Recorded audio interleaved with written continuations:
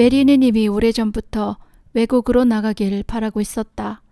그러나 이제 막상 영국을 떠나게 되자 어느 수도원으로 가야 할지 막막했다. 알고 있는 수도원이 전혀 없었다. 메리는 도버에서 배를 타고 칼레로 가서 다시 말을 타고 40km 떨어진 생토메로 향했다. 스페인령 네덜란드의 이 작은 도시는 스페인 대공 알베르토와 이사벨라 클라라 에우제니아의 통치하에 있었는데 이곳에는 50년 전부터 주교자 성당이 있었다. 생토메에는 발로네 예수회 신학원과 영국 예수회 신학교 그리고 2개의 클라라 수도원, 즉 청빈 클라라 수도원과 소위 부자 클라라 회라고 하는 우르바노 수도원 그리고 다른 수녀원들도 있었다. 생토메의 영국 가톨릭 신자들이 대륙으로 올 때 반드시 거쳐야 하는 도시로서 메리 워드와 그의 수도회에도 특별히 중요한 곳이다. 메리는 그 도시에 있는 수도원에 대해 알아보기 위해서 먼저 영국인 신학교로 발걸음을 옮겼다. 케인스 신부가 그녀를 맞이했는데 그는 그녀가 만나려고 했던 신부는 아니었다.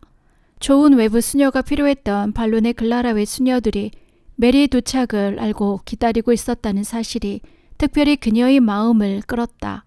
케인즈 신부는 그곳에 있는 영국 수녀들의 규칙 준수와 교육 및 가문에 대한 찬사를 아끼지 않았다.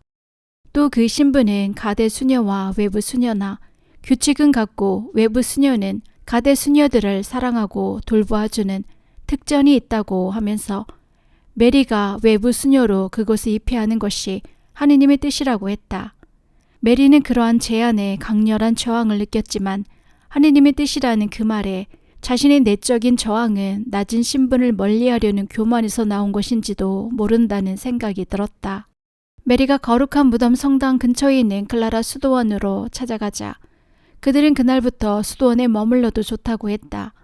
시찰자와의 첫 면담에서 메리는 외부 수녀가 된다는 것이 자신에게는 어려운 일이라고 솔직하게 말했다.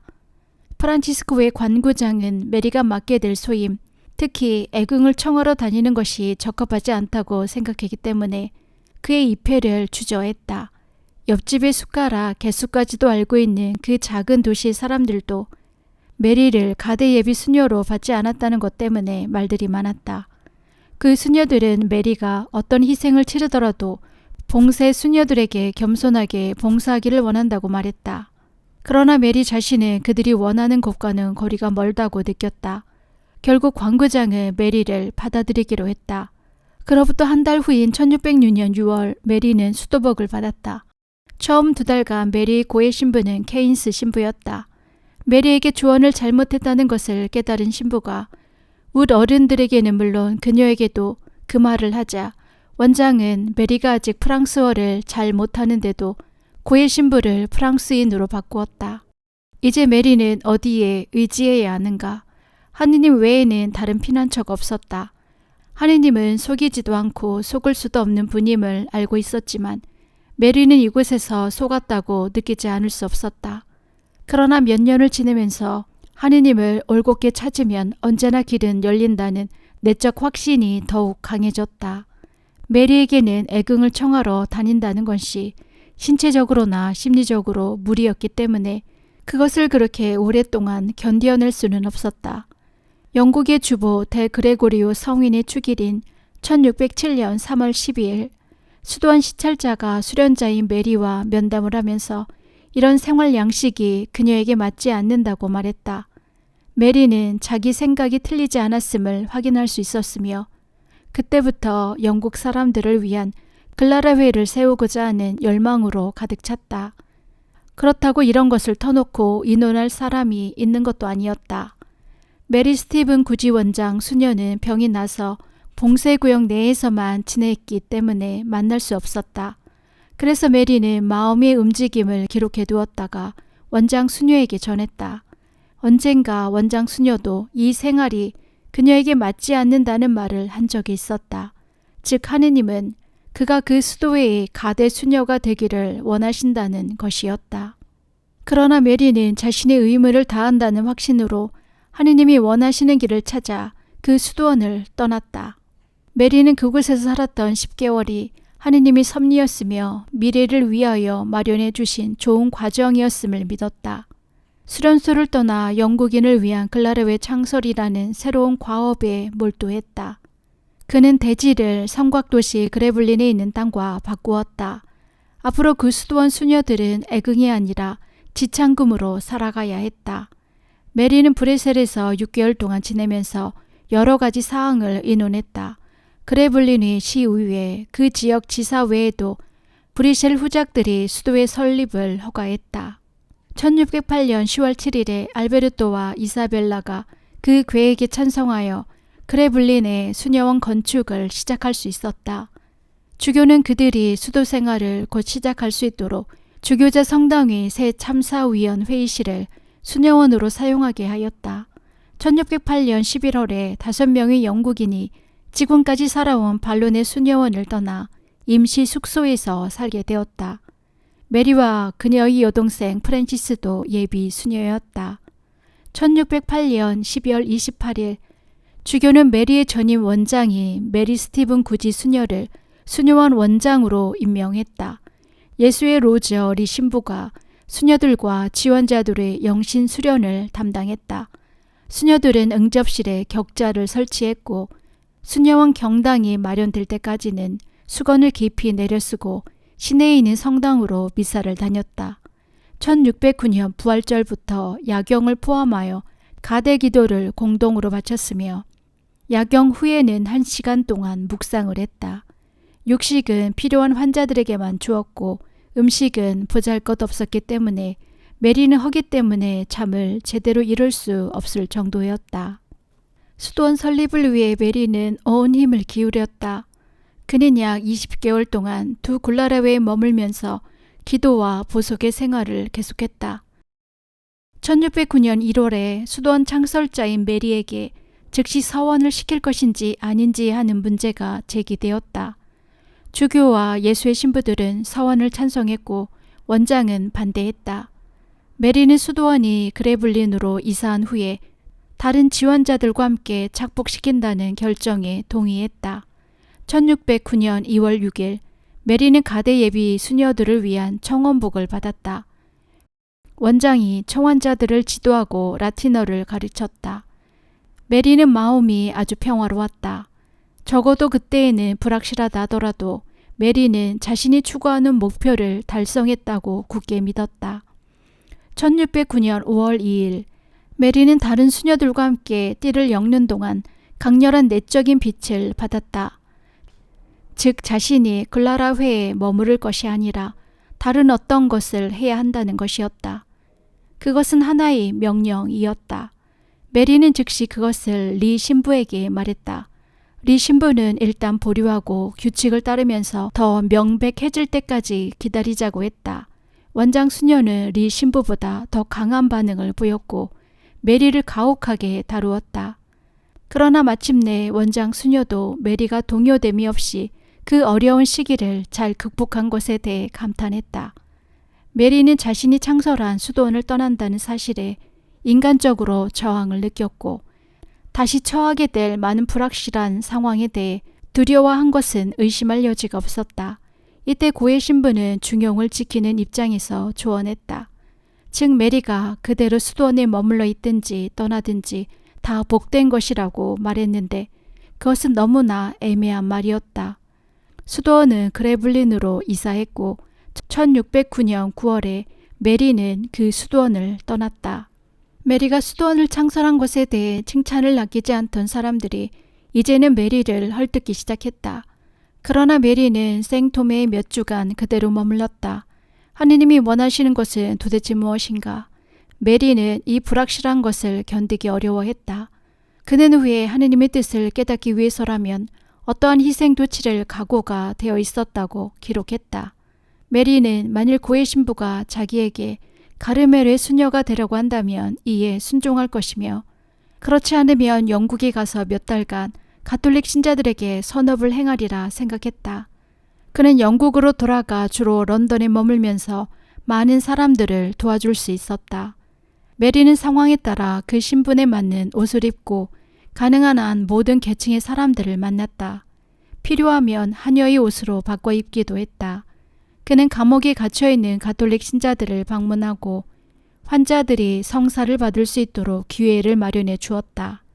메리는 탁월한 인품으로 큰 영향을 미쳤으며 신앙과 그리스도교적 생활에서 벗어난 많은 사람들을 다시 하느님과 화해시키고 바른 길로 인도해 주었다. 메리는 겸손과 자제심과 용기를 겸비한 여성이었다. 메리는 런던 시내와 템스강 북쪽에 위치한 웨스트민스터 사원으로 통하는 유명한 거리 스트랜드에 있는 성 클레멘스 성당 근처에 살았다. 1609년 말 어느 날 메리는 아침 묵상을 별로 열심히 하지 못했다고 생각하며 거울 앞에서 머리를 빗고 있었다. 그때 같은 해 5월 2일에 있었던 비슷한 현상이 그녀에게 강렬히 엄습했다. 그 순간 메리는 가르멜의 수녀가 될 것이 아니라 하느님께 더 큰 영광이 되는 다른 어떤 것을 해야 한다고 깨달았다. 그는 그 다른 것이 하느님께 영광이 되는 것으로 알아들었으며 꽤 오랫동안 영광이라는 말이 울려 퍼지며 메리를 감쌌다. 메리가 다시 평상시 상태로 돌아왔을 때 기꺼이 그 다른 것을 향해 갈 준비가 되어 있었다. 그러나 만일 고해 신부가 가르멜 수녀원에 들어가라고 명하면 어떻게 할 것인가 하는 두려움이 생겼다.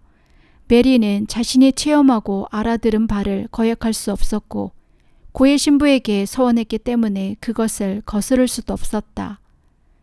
그는 이러한 자신의 갈등을 기도로 봉헌하며 하느님의 뜻인 그 다른 것을 이루겠다고 결심했다. 메리는 이제 하느님의 영광을 자기 삶의 목표이자 사명으로 삼게 되었다. 그를 따르던 몇몇 동료들은 25세의 이 여성이 좋은 길을 택하리라고 굳게 믿었다. 수도 신분회로의 불리움, 같은 신앙 체험, 그리고 신앙을 위하여 자신의 삶을 바치고자 하는 준비된 마음이 동료들을 하나로 결속시켰다. 메리는 단지 몇 달간 영국에 머물렀다가 연말에 몇 명의 처녀들과 함께 다시 생토메로 돌아갔다. 메리는 어째서 이 도시를 다시 택했을까? 그곳에는 영국인 예수의 신학교가 있었고 고해 신부도 있었기 때문이었다. 메리는 주교를 존경하고 신뢰했다. 생토메는 그의 활동의 중요한 목표지인 영국이 가까웠기 때문에 그 다른 것을 바로 그곳에서 시작해야 했다. 그 시작은 언제였는가? 이 시작이 바로 오늘의 동정 성모회의 기원이므로 매우 중요하다. 메리가 영국에서 동료들을 만난 것은 1609년 말이고 생토메에서 수도회를 시작한 것은 1610년 초였다. 메리는 생토메에서 오늘날 카르노가에 해당하는 그로스가와 블루웨가 모퉁이의 집을 한 채 구매했다. 다음 해에는 그 옆집을 샀고 곧이어 세 번째 집을 샀다. 메리는 주교와 브레셀리 대공들 그리고 생토메 시의회의 허락을 받기 위해 노력했다. 메리는 5명의 동료들과 함께 돌아왔다. 해리퍼드셔에서 온 윈프리드 위그모어, 서푸크에서 온 수장 루크우드, 레스터셔 혹은 링커셔 출신인 캐서린 스미스, 서섹스의 제인 브라운, 글로스터셔의 메리 포인치였다. 메리의 동생 바바라 워드와 메리가 오스고피에서 알게 된 바바라 베프토스프도 곧이어 입회하였다.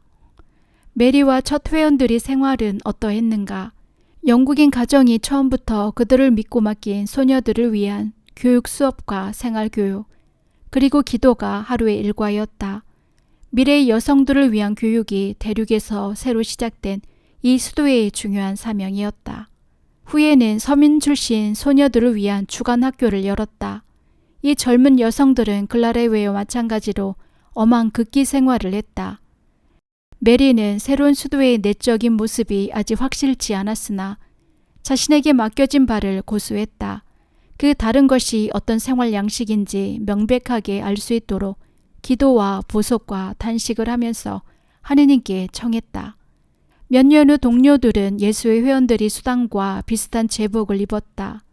처음에는 새 공동체 이름이 없었기 때문에 생토메 사람들은 그들을 영국 처녀들이라고 불렀다. 메리는 다시 암울한 시기를 거쳐야 했다. 그때까지 어떤 규칙을 따라야 할지 결정이 안 된 상태였다. 그는 수녀들의 생활 양식에 대해서 생각해야 할 뿐만 아니라 동료들에 대한 책임도 져야 했다. 그는 일상생활의 여러 가지 보석 행위가 결국 이 수도의 생활 양식에는 적합하지 않다는 것을 깨달았다. 1611년 10월 브레셀의 교황 대사가 방문한 후 얼마 안 되어 메리는 몹시 알았다. 동료들은 루뱅에서 북동쪽으로 약 30km 떨어진 몬테큐로 순례를 가서 메리의 회복을 위해 성모님께 간구했다. 메리는 건강을 되찾았고 짧은 순간의 은총을 통해서 수도회가 어떤 생활 양식을 따라야 할지 명백하게 알게 되었다. 그것은 여성들에게 적합한 범위 내에서 예수회와 똑같은 것이라야 했다. 그 순간 메리가 얻은 확신은 어떤 어려움에도 결코 흔들리지 않았다. 그는 소녀 시절부터 이냐시오적 이상으로 준비되어 있었고 영국에서 이미 예수의 회원들이 사도적 열성을 체험했으며 그들의 지도를 따랐던 것이다. 그것이 바로 다른 것임을 깨달은 메리는 기뻤다. 메리는 자신의 체험에 대해 고해 신부에게 말씀드려야 했다. 그런데 리 신부는 예수회와 밀접한 관계가 있는 그런 말을 전혀 들으려 하지 않았다. 몇 년 후 메리와 동료들이 이냐시오의 회원을 전적으로 받아들이고자 했으나 리 신부는 그들이 단순한 형태로 받아들이도록 종용했다. 그러나 메리는 어중간한 것을 결코 용납할 수 없는 사람이었다. 따라서 아무것도 양보할 수가 없었다. 리 신부는 예수회라는 명칭이 그들에게 적합하지 않음을 공동체가 명확히 인식하도록 애썼다. 그는 그들이 성모님을 모범으로 삼도록 유도했다. 그리고 그는 수도 생활이 곧 금욕 생활이라고 이해했던 그 당시의 통례대로 이냐시오 회원을 받아들이도록 그들을 이끌어갔다. 이냐시오의 영성의 중추는 겸손과 자기부정이었다. 영국 신부들도 이들의 의도를 알게 되었고 주민들과 예수의 반대자들도 그런 각오를 알아차렸다. 예수의 신부들은 이 여성들이 자기 수도에 부정적인 영향을 끼칠까봐 두려워했다. 메리 워드가 받아들이고자 한 것이 그 당시 교회에는 아주 새로운 것이었다. 사실상 예수의 지도하에 봉쇄 생활을 하지 않고 이웃사랑에 헌신하는 여성 공동체가 플랑드르 지방에 있었다. 그러나 메리 워드가 시작한 공동체에는 그들과 뚜렷하게 구별되는 점이 있었다. 메리는 사람들에게 더 자유롭게 봉사하기 위하여 봉쇄가 없는 대규모의 중앙 집권적 수도회를 설립하고자 했던 것이다. 비록 하늘에 먹구름이 덮였을지라도 메리는 하느님의 뜻을 올바로 이해했다는 확신 속에서 지냈다. 1612년부터 1614년 사이에 어느 연례 피정 중에 메리는 결심했다. 메리의 내적인 세계에 과연 무엇이 비추어졌는가? 메리는 감정의 움직임이나 사건으로 마음의 평정을 잃거나 외적인 태도가 흐트러지지 않도록 자신의 마음을 조용히 하느님께로 향하고자 노력했다. 그리고 자신이나 다른 사람들과의 친교를 위해서 내적인 자유와 평화가 필수적이라고 생각했다. 메리는 수도회를 처음 의도했던 대로 계속 이끌어 가겠다고 결심했다. 그러나 고해 신부가 거기에 대해 전적으로 동의하지 않자 원이나 말이나 행동에 있어서 영적 지도자에게 반대하지 않고 순종했다. 예수회 내에서도 그 수도회가 과연 올바른 토대를 이룰 수 있을까 하는 의혹이 일게 되었다. 메리는 예수의 총본부에서 보낸 편지를 통해 예수의 든든한 뒷받침을 기대할 수 없음을 알게 되었다. 총장은 매우 주저했다. 예수회 내 여자 수도회는 용납될 수 없었으며 그런 일이 예수회를 웃음거리로 만들 위험이 있었기 때문이다. 또한 영국 재속 사제들도 여성들의 활동에 대해 의심스러운 눈길로 바라보고 있었다.